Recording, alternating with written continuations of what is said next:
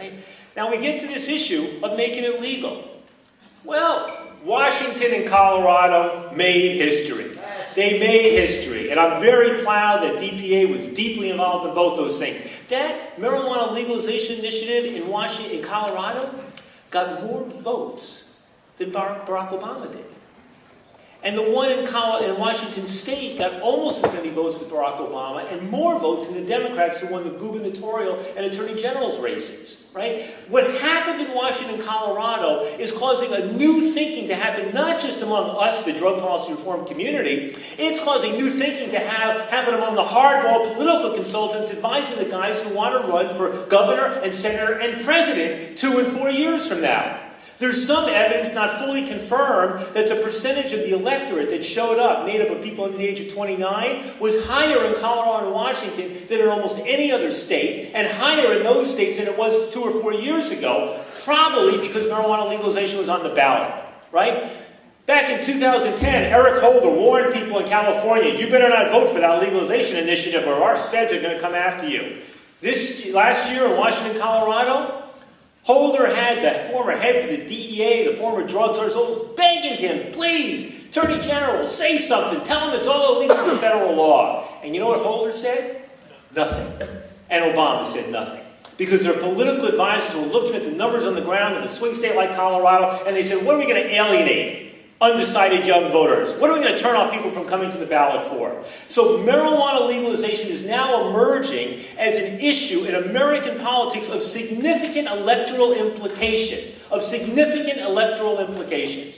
The polling now coming out, Colorado and Washington, those victories have transformed consciousness. A poll came out in a red state like Arizona yesterday, showing overwhelming support. I've seen polling in Oregon and New Jersey, and I've seen polling in New York State. Something's happening. There is a remarkably rapid transition happening, once again, remarkably similar to gay marriage. Interestingly, although with gay marriage they have much more of the elected officials, including at the national level and even now the president behind them, and we don't really have that as yet, on the other hand, marijuana legalization does not arouse the kind of very powerful, emotional, right-wing fundamentalist opposition. We get some of that, but not with the fury that happens with the gay rights and gay marriage issue. Right? So now, bringing this back home, I'm sitting here in New York, I'm looking around the country. And I'm saying, where's legalization going to happen next? Well, typically it's the ballot initiative states, right? It's the ones where the public can be ahead of the politicians. And I'm looking at the states where we won medical marijuana back in the late 90s, Looking at Oregon, got close last time, and we can do it pretty soon again. Looking at Alaska, looking at Nevada, looking at Maine, maybe Massachusetts, maybe a red state like Arizona. Initiative states where we can do it. But then getting this issue going in the state legislature is crucially important. I look at Maine, where there's a lively debate going on, and in California, a lively debate, and there's no question that New York needs that debate as well, right? We know that the legislative process is long and onerous and difficult, but we also know that an initiative you went through the legislative process, as opposed to the initiative process, sometimes is that much better grounded in the political culture. People have had years to consider it, to think about it. Oftentimes what comes out of the legislative process is not as good as what comes out of the initiative process, because the initiative process, we activists can write what the law is going to be, and then the public can say yay or nay, whereas the legislative process, inevitably, the compromise, law enforcement, everybody else at the table, it comes out being weaker. That's oftentimes happened with medical marijuana. But in New York, we have no choice. So here's what I know. I know that marijuana ain't going to legalize itself. I know that as movements grow, the tendencies towards internal divisiveness and conflicts over this and that just grow ever larger.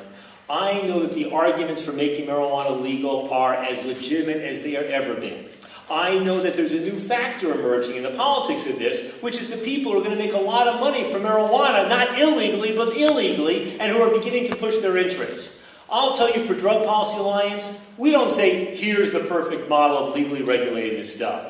We revert to what happened with the repeal of alcohol prohibition.